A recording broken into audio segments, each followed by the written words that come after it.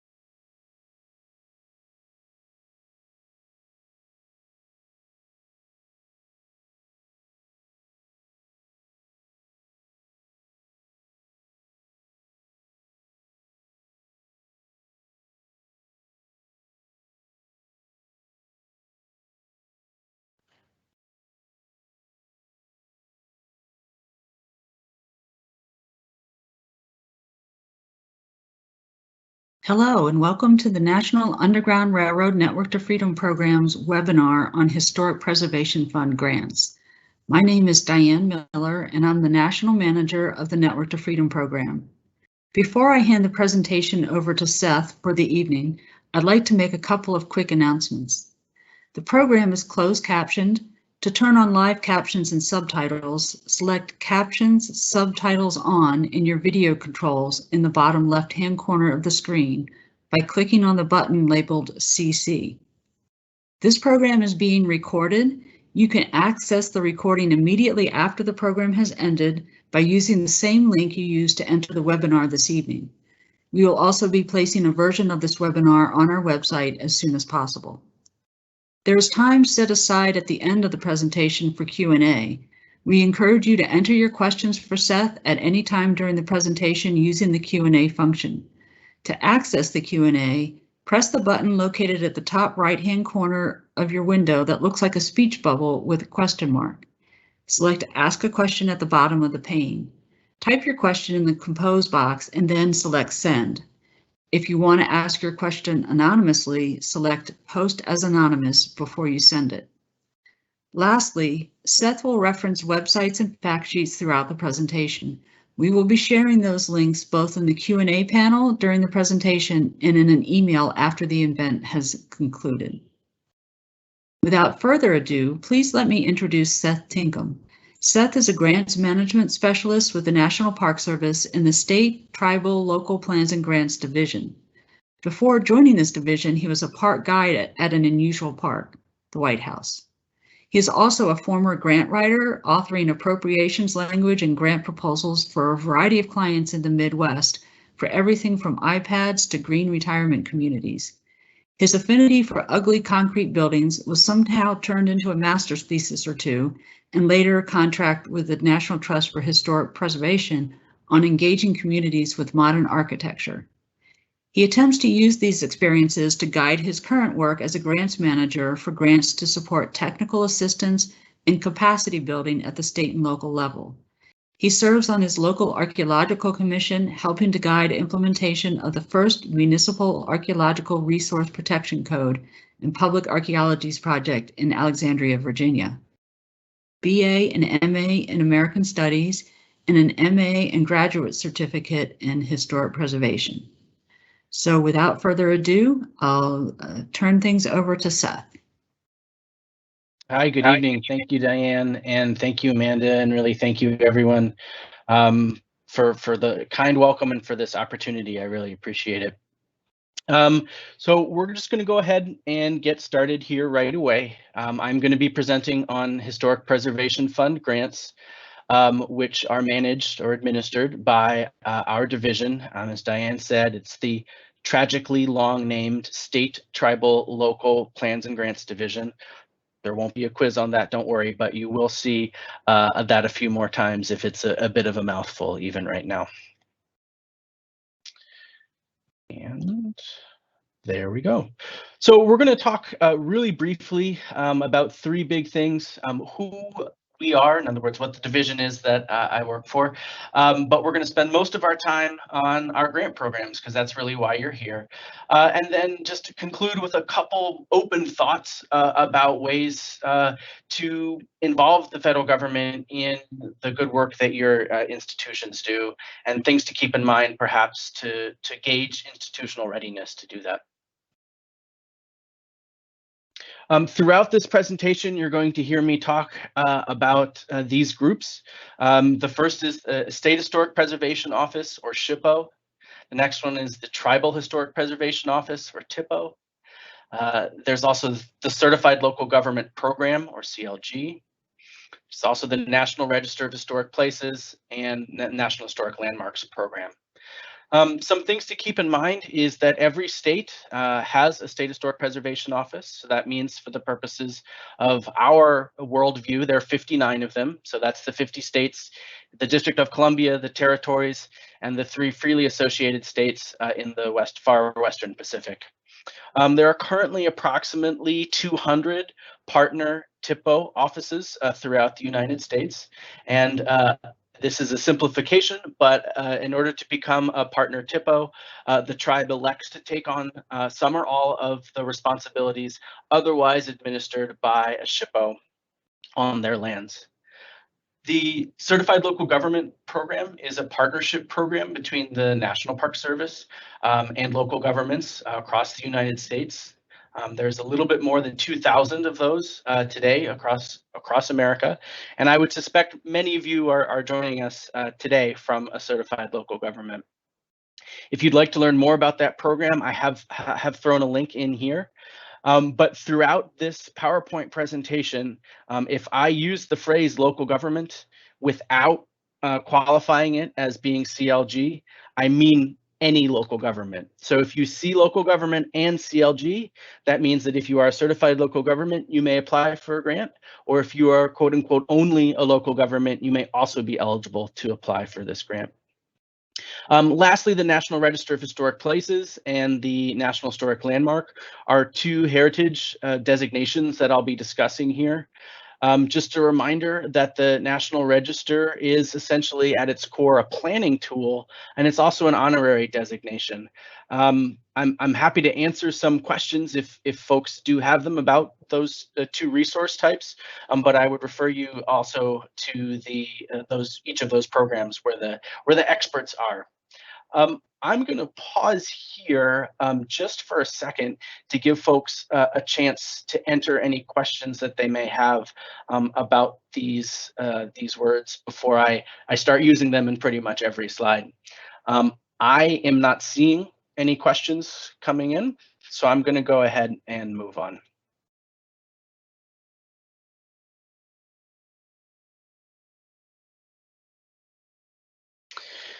All right. What is Steel Pig? Well, first of all, that's the abbreviation for our office because State, Tribal, Local Plans and Grants Division is a bit of a mouthful, as I said. We lean in pretty hard to the pig metaphor, and so that's why there's the piggy bank here. But it works well because we also work with money.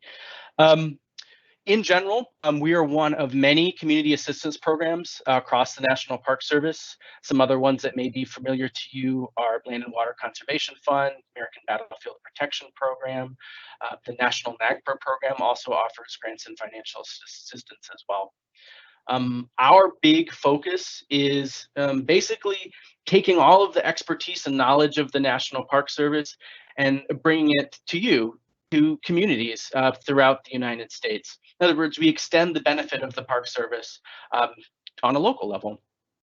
Anecdotally, I wish we could prove this, but we don't always have the data we need to back some of these things up. But anecdotally, we've said that we have supported cultural resource projects in every county in the U.S.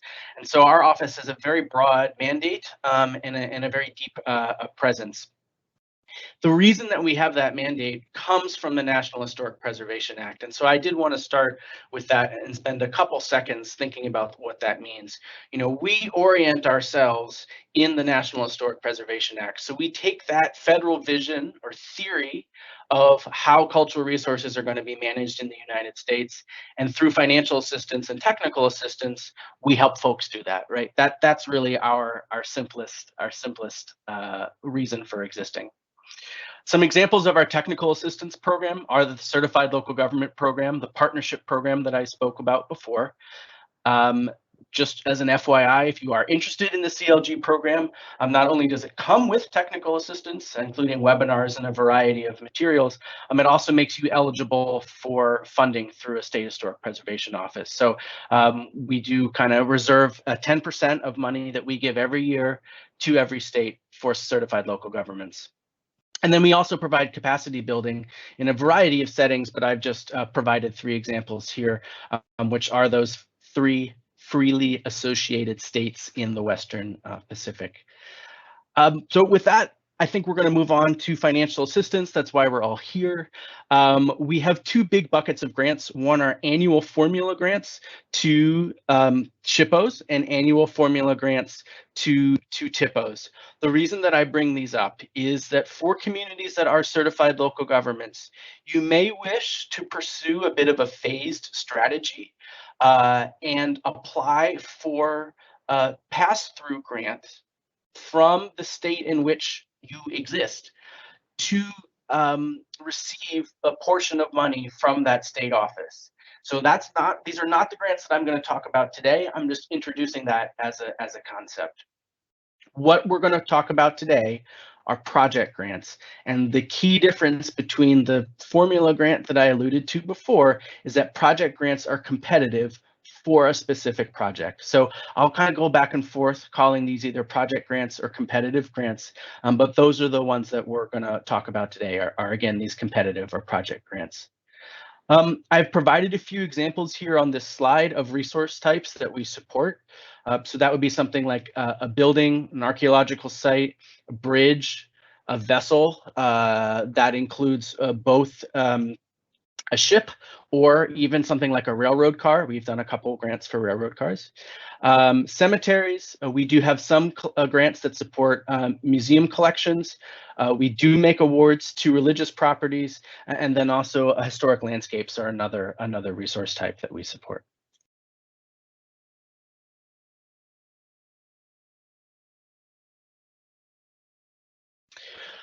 All right, so here we are. We're getting into the meat. These are the grant programs that I'm going to be talking about. We currently have 11 grant programs. I'm only going to be talking about the ones that are represented on this slide in color. So the ones that I'm not going to be talking about are Disaster Recovery Grant Program, the SHPO Grant Program, and the TIPO Grant Program. But we will be talking about African American Civil Rights Grants, Historically Black Colleges and Universities, History of Equal Rights, Paul Bruen Historic Revitalization Grants, Save America's Treasures, our Tribal Heritage Grant Program, Underrepresented Communities, and our new SemiCentennial Program. And yes, we're working on a shorter name for that. For folks that might not be as familiar with what some of these numbers are in the lower right-hand corner, you'll see that I've written out 15904, 15929, and 15932. Those are the catalog of federal domestic assistance numbers. There's currently some new terminology. You'll see those also referenced as assistance listings. Those are not important really for the purposes of this presentation, but if you are interested in applying and you find yourself on the grants.gov website where all of our application materials are posted, having those numbers as reference points will enable you to more quickly and accurately find the funding opportunity. Those numbers will also be repeated on each of the fact sheets as well. So again, I wouldn't worry about writing those down.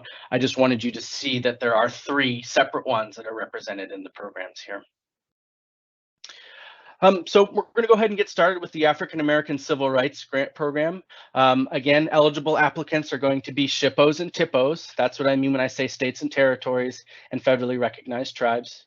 Both local governments and certified local governments, as well as nonprofits with or without a 501c3 designation are eligible to apply. And the good news, well, I guess there are 2 pieces of good news for this program. We have $16.75 million to give away. We'd love to give it to you, and you can apply right now to do that. The Civil Rights Grant Program supports 2 different types of projects, and you'll see this breakdown for some of our other grants as well. Physical preservation, so that might be something like historic wood window repair or roof work, is supported by this program, as are a variety of kind of pre-preservation or documentation or even a little bit more interpretive activities. And we tend to call those history projects. Obviously, there's a different minimum and maximum budget threshold for each of those. For physical preservation, your budget must be between $75,000 and $500,000. No matches required for either one of these paths. And then for the history grants, it's between $15,000 and $50,000. Something to keep in mind on all of these slides is that in the lower left-hand corner, you're going to see those green links. And that is a URL that will take you directly to more information about this grant program. That URL is also on the fact sheets and is also going to be sent out to you. So don't worry about trying to write too much down. Just let your brain do the thinking about some potential projects. We'll get you these details as part of the entire suite of materials from today. Our next program that I'm going to talk about very briefly is for accredited historically Black colleges and universities. And as a reminder, HBCUs stretch from the US Virgin Islands to middle-ish Western Texas. So there's a broad swath of the United States that has an HBCU as part of its community. Again, the key note here is it must be a currently accredited HBCU. We have $10 million available right now that we would love to give to a project. There has been a change for this grant program from previous years. The change is that a resource must be listed in or eligible for listing in the National Register of Historic Places or as a National Historic Landmark. Previously, this program was limited to only resources that were already listed in the National Register. So we're hoping that this does open the door a little bit more. Pre-preservation activities that I alluded to here are things like architectural plans and spec development or a historic structure report, and that this grant program supports. So you could consider a phased project for this as well. Perhaps you apply this year for architectural plan development, and then next year you apply again to actually carry out those plans. So always be thinking about ways that you can phase a project if that would work well for what your need is. The next grant program is the History of Equal Rights grant program. Again, for this one, eligible applicants are SHPOs, TIPOs, local governments and CLGs, as well as nonprofits. And this is another grant program for which we are currently accepting applications. This program has $3.4 million available right now and will also support physical preservation of a historic site.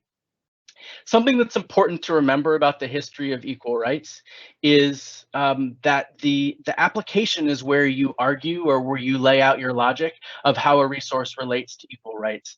We oftentimes get a lot of questions about what does this mean or what's the definition, and that is up to applicants to use and convey in their application.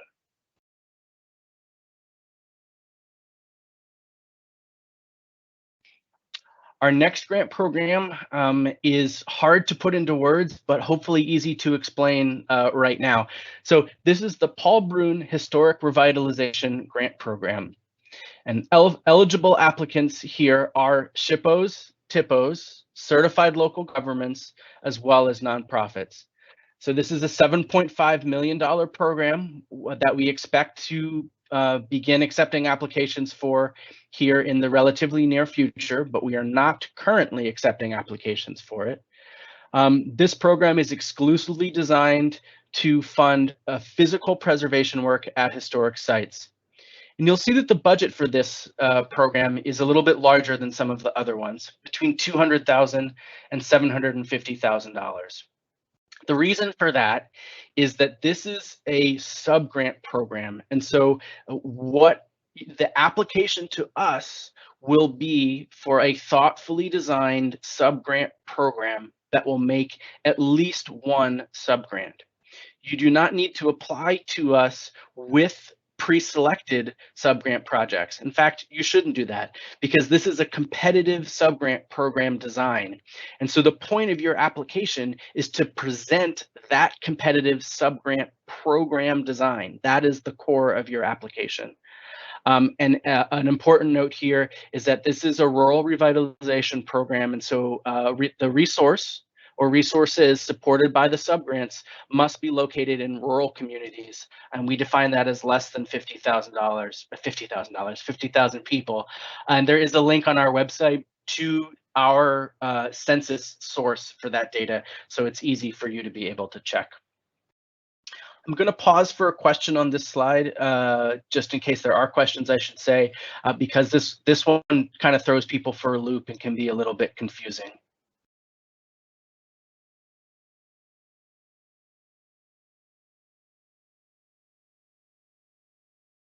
All right, I'm not seeing any questions, so I'm going to go ahead and move on. If something crops up, definitely feel free to check in. So we are nearing the end of our grant programs, but we still have a few left to go. This program has been around since 1999 and was originally part of the kind of getting ready for the new millennium. So this may have been familiar to you in the past. It's the Save America's Treasures program. It was funded for many years and then it wasn't funded, but now it's back. We have $25 million to get out the door, and applications are currently being accepted for this program. Eligible applicants include SHPOs, TIPOs, ELGs, local governments, nonprofits, as well as educational institutions. The key thing to remember about this program is that a match is required, and a resource can only receive one grant. And this program supports nationally significant collections, and those are managed by an agreement with IMLS, and physical preservation of a historic site.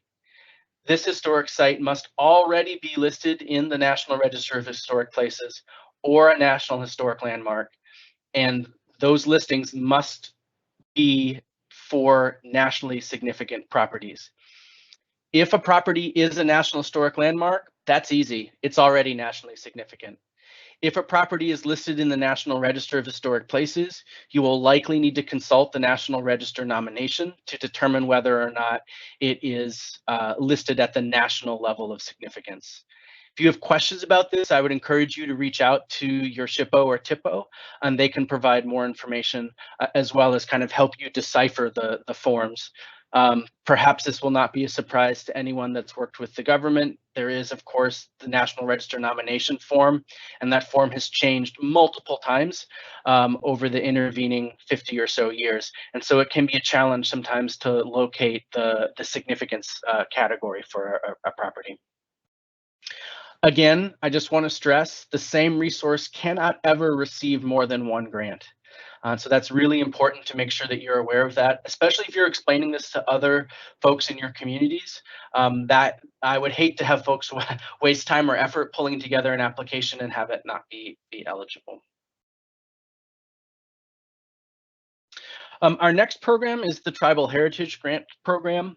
Whereas most of the other previous grants that I've shown you so far today have concerned the physical preservation of tangible cultural resources, the Tribal Heritage Program does recognize the unique cultural heritage and traditions of tribes throughout the US and does support a variety of intangible cultural resources as well.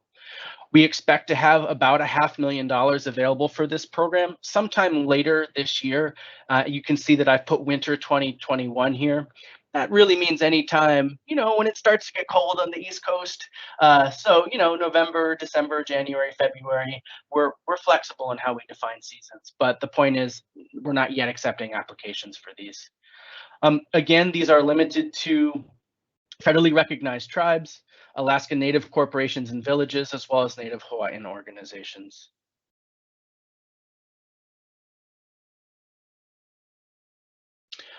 Our last program is our second to last program is the Underrepresented Community Grant Program.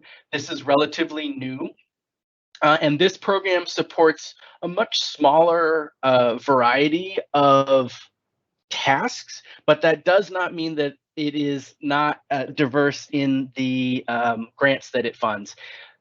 What I find most interesting about this program is that both underrepresented, or I should say neither underrepresented nor community is defined. That is what your application needs to be. So eligible applicants include SHPOs and TIPOs, as well as CLGs for $1 million. We are currently accepting applications right now. And this program does two things. It supports the survey of historic resources, and it supports the nomination to either the National Register or a National Historic Landmark.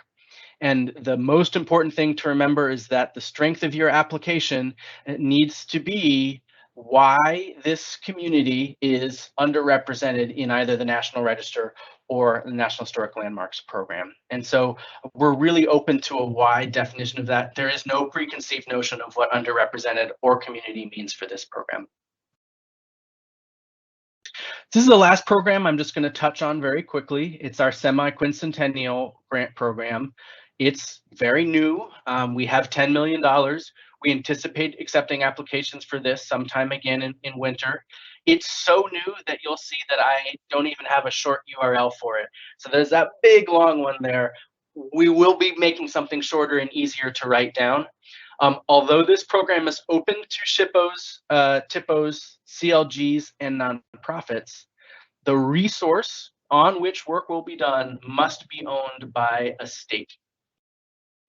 And it also needs to be associated with the founding of America as a nation. I think the important takeaway for this slide is stay tuned. More information is coming.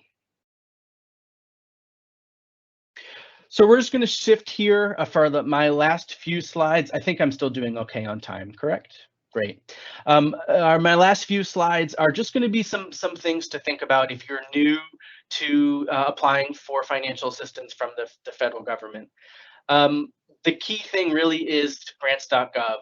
And if you are talking to your board or undertaking your maybe New Year's resolutions institutionally, the one that I would put on that list, if you haven't already done it, is make sure that you are registered and have an active account in grants.gov, because that will simplify everything from there on out. It's much easier to already have some of these administrative details behind you than to try and do all of this and pull together an application in a relatively short period of time. So again, if you're looking for something to do now, create an account in grants.gov. That is where an application for our grants will be submitted. And you can also save searches there too. So remember, way at the beginning, I had those catalog federal domestic assistance numbers. What you might consider doing is saving searches, one for each of those numbers. So that way, any funding opportunity that is associated with one of those numbers is made active, you'll get an email.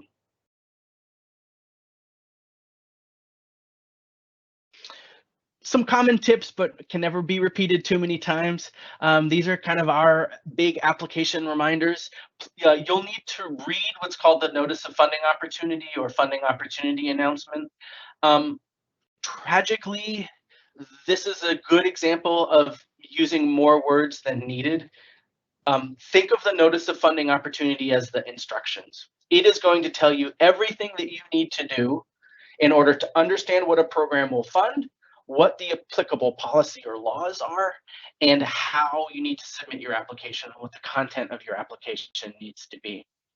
I wish we were clearer, but we didn't get to pick the words. So Notice of Funding Opportunity or Funding Opportunity Announcement, always make sure you start there when you're looking on grants.gov. I also encourage folks to take a look at the grant program's website. For our applications, that will always be linked in multiple places, but you can also look at the program website right now. So all of those URLs that were on the previous slides will take you directly to a funding program, a grant program, excuse me, to its website. Above all, when you're completing your application, don't hesitate to privilege your knowledge, because you're going to know more about everything related to the resource than we ever will. And we need to see that. We need your knowledge, and we need your excitement, and we need your passion in order to understand why a project is important. So make sure that we're able to read through and understand not only why a resource is important, of course, but also what you want to, what is it you would like the grant to do? That shouldn't be hard for us to figure out either. This is the only slide from Grants.gov that I'm going to show, but this is how to find the notice of funding opportunity. Again, if I were designing a system, I wouldn't bury this under the third tab, but that is not my design choice. So I just encourage folks, once you get to a funding opportunity, remember to click on the Related Documents tab, and you're looking there for something that is labeled Notice of Funding Opportunity or Funding Opportunity Announcement. Here it's been abbreviated as FOA. Start there. That's going to be your starting point in order to understand what's going to compose the application. I'm going to pause for a second just in case there are any questions.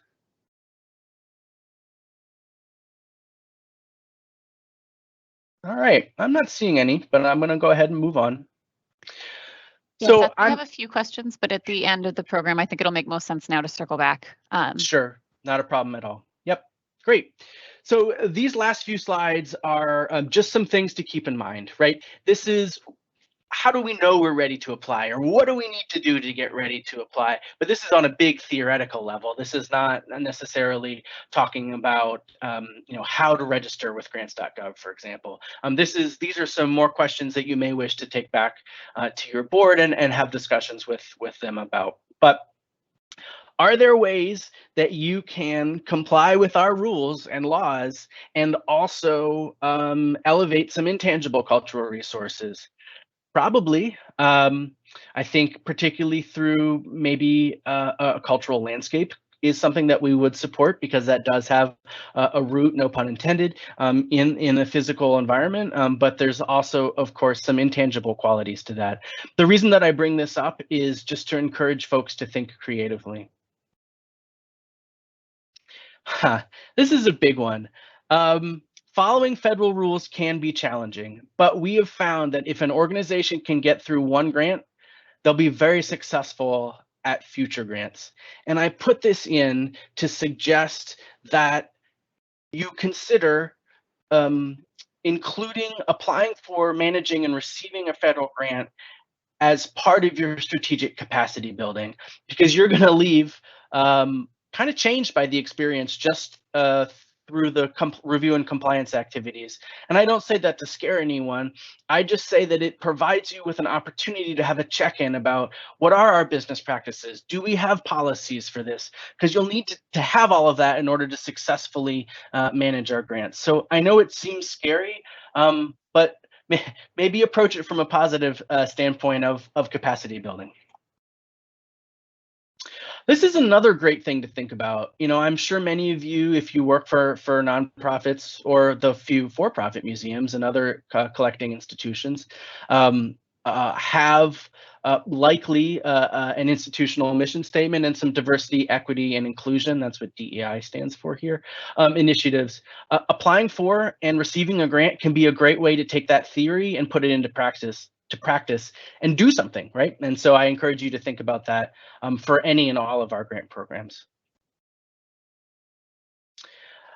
I kind of have hit on most of this before, but how do you know when you're ready to apply? I would strongly consider making sure that you're fitting a financial assistance opportunity, a grant, into the context of your mission and not vice versa, because you need to be able to defend the staff time and energy and efforts and resources that you're going to have to put into managing this grant. It's got to align with what your institution wants. And it needs to be logical. We need to make sure that we're all connecting to your authentic voice, right? How would our Park Service financial support help you tell the history of America is really a key kind of institutional question I would encourage you to ask. And then also, how are we going to do that? How do all of these dots connect? How do you connect the mission of your organization, the resource, and our grant program? That really needs to be clear in the application. So this is my second to last slide, and then we'll hop over to of course, as many questions as you want. There's a lot of text on this slide, and I'm just going to gloss over it relatively quickly. But this really gets at how do you do your work with us? How do public serving institutions meet their own goals while supporting issues important to the community that you serve, right? So you can use our grants to, as it says here, address evolving scholarship. Let's update a National Register nomination to perhaps reflect new data or new theories or new practices since the National Register nomination was written. Remember, some of them come in as early as 1966, although they really do kind of pick up in the 70s. Again, this idea of passage of time. Are there resources that were previously not considered historic that now are? That's going to increase the diversity of resources listed in the National Register, and it's going to fundamentally increase the types of lifeways and folkways that are preserved in this planning tool. Again, the National Register is a planning tool through our grants as well. Don't hesitate to use us to do other things, right? Our money can be used to match, or may be able to be used to match, I should say, other private dollars. Usually our money cannot be used to match other federal dollars. There are some quirks to that, but it's easier to just think of it as not being possible to match federal with federal. Is there a kind of urgency of now that is associated with your project, right? Are there lifeways that are going away, either because of climate change or just because of elders in a community? Can we record that now? Does that add urgency to your project? Could this project address climate change? Could this project record something before it is lost, whether to flooding or other natural disasters? And is there an opportunity through our grant-supported activities to, as I've put here on the slide, confront self-determination and sovereignty? Are there things that someone decided at mid-century were not historic, but are actually important to communities today? And again, can our grants achieve that through the work that we support? So this is basically my last slide. There's my name, a telephone number, email address, 202-354-2020, or stlpg@mps.gov will all reach us. And if you're looking for just one URL to write down, go.mps.gov/grants will definitely get you in touch with us. And then just a reminder, I am part of the Cultural Resources Partnerships and Science Directorate, and I work in the State, Tribal, Local Plans and Grants Division. Again, Steel Pig, it's just easier to say. So that concludes my PowerPoint. I'm obviously happy to take any questions.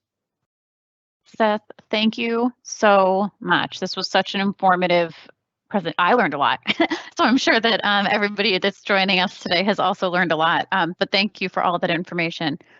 There are a bunch of questions, so let's just dive right into it. The first two kind of play off of each other. One just asked more generally, can you talk a little bit more about subgrants? The other asks if you can explain the subgrant program for the PBHRG, which I think is Paul Bruen Historic Revitalization Grants. So I think that those two questions kind of play off each other, but with that, I'll turn it to you to answer that. Sure, great question. So it seems to me that it might be worth just double checking that we're all using the same words. So a contract and a subgrant are two different things. So I just want to be clear. In a contract, you're getting goods or services for a price, right? For a subgrant, you're actually taking a portion of the mission, of the scope of a project, and you're parsing that out among one or more different subgrantees. So that's the terminology that I'm trying to use here. Relative to the Paul Bruen Historic Revitalization Subgrant Program, again, the idea there is that an eligible applicant submits an application to us that has a designed competitive subgrant program. And I can give an example of that. Let's say that you're Washington State and you want to award subgrants to repair historic theaters in rural communities throughout the state. So the application to us through the National Park Service would be, we, Washington SHPO or a statewide preservation group, are proposing a subgrant program in rural communities across Washington State to repair historic theaters. We anticipate that activities will include window repair, roof work, HVAC, I don't know, electric upgrades, things like that. So hopefully that kind of clarifies what we're looking for here. Awesome. Yeah, that's very helpful. If that's not helpful, feel free to pop right back into the Q&A and we'll revisit again. But yeah, that was really helpful. Thank you, Seth. Next question is, if the nomination is old and does not have a level of significance, could the SAT or other grant fund the update? Which is SAT, I'm thinking is Save America's Treasures. Save America's Treasures. That is a good question. I would say if the nomination is old for the Save America's Treasures program, let's do this one at a time. I would encourage you to work as soon as possible with your SHPO or TIPO to resolve that kind of administrative issue prior to applying for the Save America's Treasures program. That nomination may need to have some work done to it to get it a significance level assigned before you can apply. So that would not work for the Save America's Treasures program, as I understand it. However, for other programs, let's say, for example, African-American civil rights, sure, you could update a National Register nomination for that. There is not that same significance requirement associated with the African-American Civil Rights Program, but there's no reason. Updating and improving the National Register listing is always an allowable activity.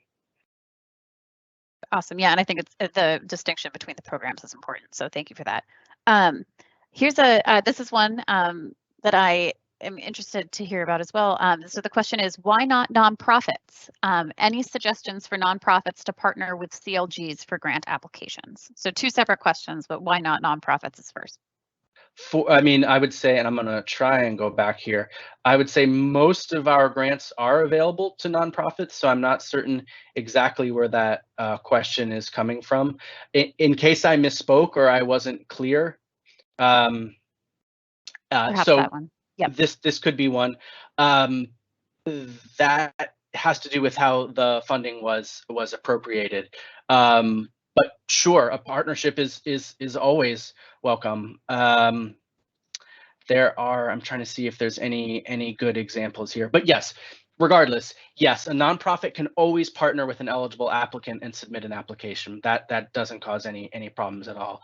And just to be clear, in case I wasn't, unless it is noted on the fact sheets, which again we're going to share, the notice of funding opportunity / funding opportunity announcement that I discussed before, that specific categories of nonprofits are either eligible or ineligible.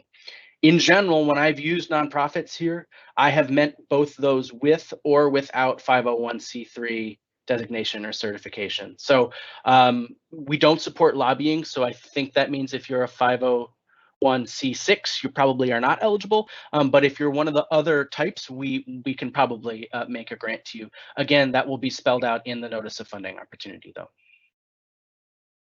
Awesome. Thank you very much. All right, this one, it's a couple of questions. You might need to, but they're all the same question with different caveats. The question being, we're planning a symposium in 2022 around the bicentennial of the birth of a noted abolitionist. Is that type of programming eligible? I'll ask the second one later, but. Possibly. In general, we would not fund something like a celebration, but a conference could be. Yes, a conference could be. I think the most successful application would probably link a National Register listed resource or resources or National Historic Landmark to this event. And that seems like that might be possible to do here. Sure, awesome. And then another, is this funded? I want to put a sign to mark my Network to Freedom listing and identify it as a Network to Freedom listing. Do your grants cover signs? Our purpose is not to fund signs in and of themselves, but something to consider would be, let's say that you apply for History of Equal Rights is a bad example. Let's say that you apply for an HBCU grant and you get one, and the scope of work for your grant includes work on a historic dormitory. We would consider funding a sign for the dormitory because it's connecting the work that we've done to kind of a public or educational benefit. But just a standalone sign that does not relate to historic preservation fund work is not something that we would fund, no. Sure. Great, thank you. Next up,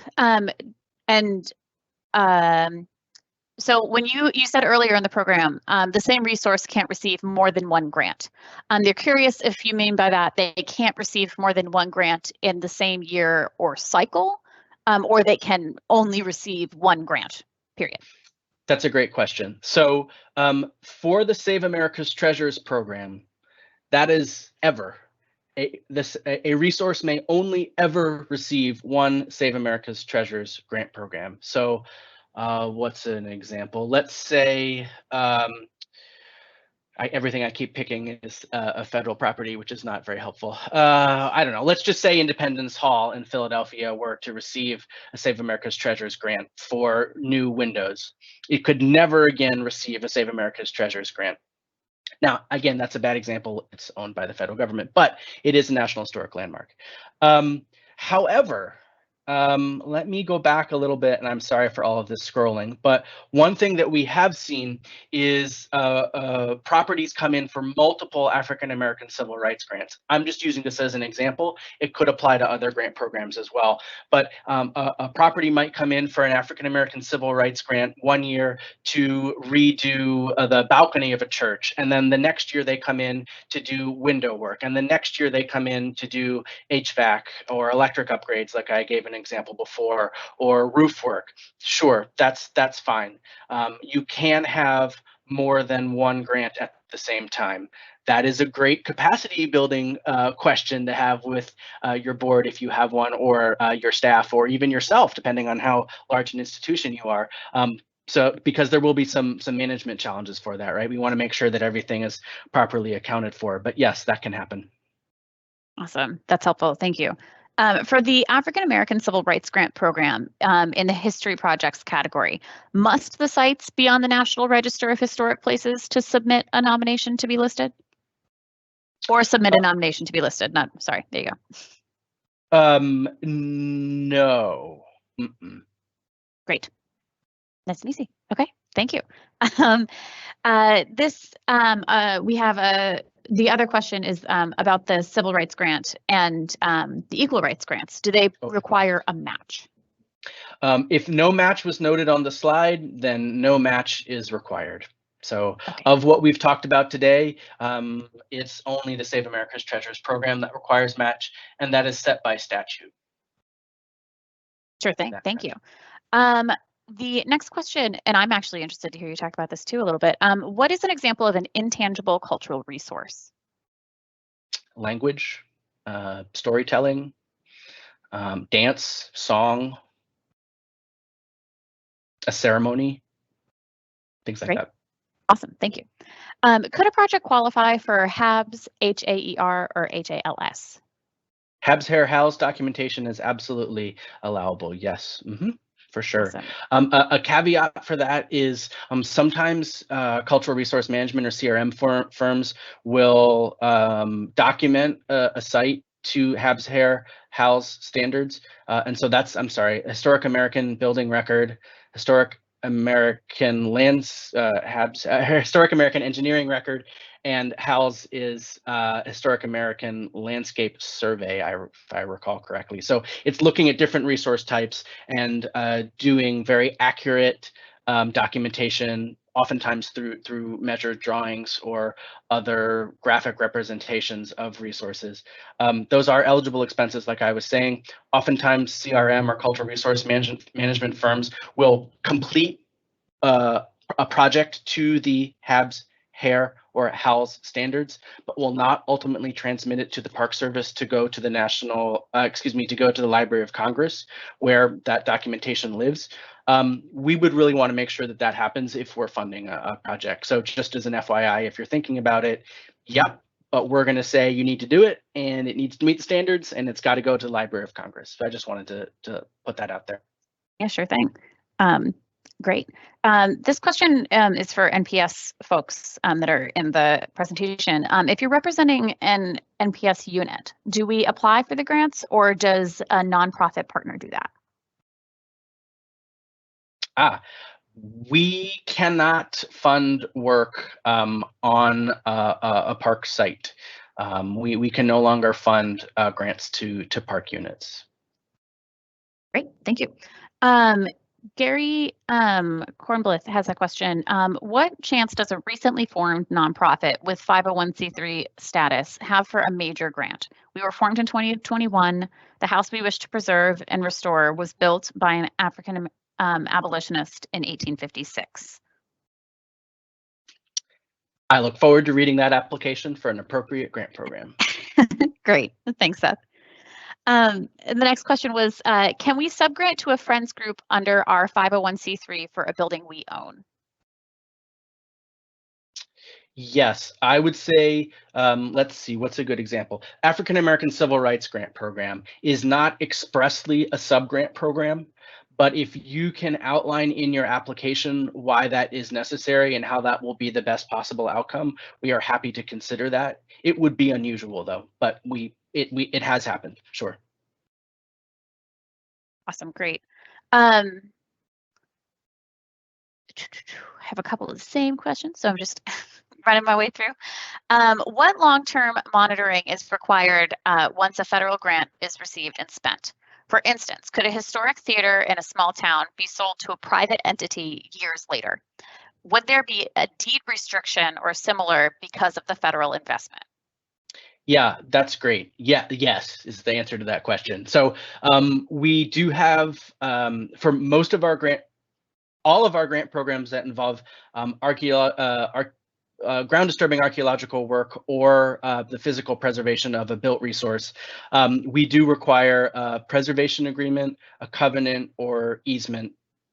And those are not, it's easy to use those words interchangeably. They do have some specific meaning. I'm not going to get into it here, but the level and duration of protection required by us depends on the amount of the federal investment. And we've just redone our schedule, and I don't have it memorized anymore. But basically, you know, if a project is between $1 and $100,000, we ask for X. If it's $100,001 up to $250,000, we ask for Y. So that's how we differentiate it. So a longer requirement based on a larger federal investment. And then also the larger the federal investment, the more protection we'd like to see. The exception that I'll throw out for that is the Save America's Treasures grant program requires a 50-year easement regardless of how much you receive. I'm sorry, a covenant or easement, it's different state by state. The key thing to answer the question that you asked though is the, again, covenant or easement will run with the deed to the property. A common mistake that folks will make is they might not have talked to everyone they need to talk to prior to applying for a grant, particularly if a property is mortgaged. Make sure that the bank knows and is okay with this, because they may have to subordinate their interests to ours being the federal government in the property. But yes, an easement is required. Our default assumption is that the State Historic Preservation Office will hold the easement, but we are open to approving other easement holding organizations. Sure thing, thanks, Seth. This question, do you have to own the property to apply for any of these grants? No. If the applicant and the property owner are different, the application must include a letter of permission, usually dated within, I can't remember if it's 60 or 90 days, but relatively recent or contemporary to the submission of the application. We'll need a letter of permission from the property owner that indicates not only that you have permission to apply for the grant, but also receive and expend the funds to do grant supported work. Awesome. Next question. When do you anticipate having information available on the SemiCentennial application? Winter 2021 is about as specific as I can get, unfortunately. No, all good. Yeah. I mean, keep an eye out on grants.gov. Again, that's where the application will be posted, Sure. and then also on our website. Again, I am not at all expecting anyone to write down that ridiculousness, but that is where information will be posted. Awesome, thank you. And a couple people have asked if we're going to receive the slides with the information on all the grants discussed. I know they're definitely going to get all of the links and all of the fact sheets, but I will throw the slide question to you. I had not anticipated sharing the slide deck, mostly because all of the information is restated in a more portable format on the fact sheets. Perfect. So that works for me. All right, a couple more questions. For the Save America's Treasures, does the resource have to be NHL, or can it be only National Register with local, state, or national significance? Great question. So a resource may be an individually listed National Historic Landmark. It may be a National Historic Landmark district. It may be individually listed in the National Register of Historic Places with national significance, or it may be a National Register listed district with national significance. Again, this is for the Save America's Treasures program. So those are the 4 permutations. Oh, if something could also be a World Heritage Site as well, that counts. We're okay with that too. Oh yeah, it's fine. Thanks, Seth. Next one, can we submit the same project / application to the civil rights and equal rights programs? Sure. Great. I would encourage you to think through what happens if you, let's say you submit the same application and both are funded. Then what are you going to do? So I would encourage you to have some strategery in your proposed scope, because again, the proposed scope does need to fit with the primary purpose of the grant program. But as an idea or a concept, no, that's okay too. You can, in fact, I don't even know why. I mean, you could, the same organization could submit more than one application to the same grant program. Now, you'd be competing with yourself, but you could do that. Awesome, thank you. For the African American Civil Rights Grant, can we apply for a grant for a documentary that captures historical information from aging individuals who share their memories of our nation's first African American chief of police for future use in the Arts Center? And Arts Center? Yeah, I think so. That seems to hit pretty hard on kind of a historic documentation project. Yeah. Awesome. You may wish to connect, because everything that we do is rooted in the National Register as a planning tool to highlight and the National Historic Landmark Program to highlight properties that local, state governments, tribal governments, and people in general consider significant. You may wish to at least make reference or acknowledgement of National Register listings that are going to be associated with either the interview, well, not the interview subjects, but the subject of the interview, right? So if, for example, the police chief did something at a local cafe that is a contributing resource to a local to a historic National Register listed historic district, you might want to include that in the application, just so that it's a very neat connection between this is the history project that we are documenting, and that history is represented today in the physical environment in the following ways. Awesome. That's great. Thanks, Seth. And then can we apply for a city park, or does it have to be a state park? I think that this might have to be with the SemiCentennial Grant program as well. Oh, okay. So for the SemiCentennial program, the resource must be owned by a state. And again, the state for us is the 50 states, DC territories, and the 3 freely associated states. Sure. But the resource must be owned by the state. Yeah. Sure. And is there any difference with the other grant programs on the state city ownership?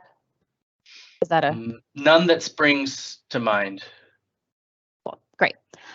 For the Save America's Treasures and the SemiCentennial Grant, for building work, is new construction eligible? For example, an elevator addition to provide handicapped access to upper floors. That's a great question. New construction as a phrase, no, we're not going to pay to build a new shed. Let's say we're not going to pay to build new restroom facilities detached from a historic resource. But of course, we want to improve the accessibility of sites. So yes, life safety improvements, accessibility improvements are not only allowed under the our rules and the Americans with Disabilities Act. In some cases, it may be required through the Architectural Barriers Act. So yes, those are allowed. Sure. And then we have one last question. We have someone looking for a clarification for the Save America's Treasure grants to clarify the limit of one grant timeframe. What are the maximum number grant requests for the Save America's Treasures and the SemiCentennial grants? Do you think grant request means how many applications can I submit? That's my guess. For none of our programs that I'm aware of, do we have a limitation on the number of applications that the same applicant can submit. Again, you are competing with yourself if you do that, though. Sure. And then if you're awarded one of these grants, is there just to cover both bases in case I was wrong with my guess, is there a maximum number of grants you can be awarded in either one of those? You might not know yet for the SemiCentennial, but. No, you know, again, we're going to do a risk assessment of all applicants prior to releasing funding, and you know that will be part of what we look at is can your organization handle 7 federal grants at the same time? Maybe. States and tribes do it all the time, and larger nonprofits do as well, as do colleges and universities. So no, that wouldn't be a fundamental negative, but it would be something that we took into consideration. Yeah. So, and which one was it? And the Save America's Treasures, though, the one resource can only receive one grant, period. Correct. Great. Okay. And then if you have time, I know we're at 5:31, but we've got one last question in the queue. Sure. Can you speak, maybe two? Nope. I'm going to go back to that last question because they clarified their question for us in the chat. They say that wasn't their question. They're looking for the maximum amount of $/fund requests. Is there a maximum? Yes, that will be annotated in the notice of funding an opportunity on grants.gov. I've also tried to put it on most of these slides, although I didn't want to clutter it up with too much information. Sure. It will also be on the fact sheet and the program website as well. Perfect. Thank you. And thank you, person, for clarifying your question. That was helpful. And then our last question is, can you speak a little bit about limitations on preservation funding available to churches and religious sites? Yes. There's really not. We obviously are not going to pay for expenses associated with, well, let me say it differently. Let's take an example of a church. If the church has historic features like an altar or a pulpit, we will fund work to those. Of course, they have or they may have religious significance or importance, but since the resource is listed or eligible for listing in the National Register, those features, those kind of semi-religious features, also speak to the integrity and the significance of the building as a historic object.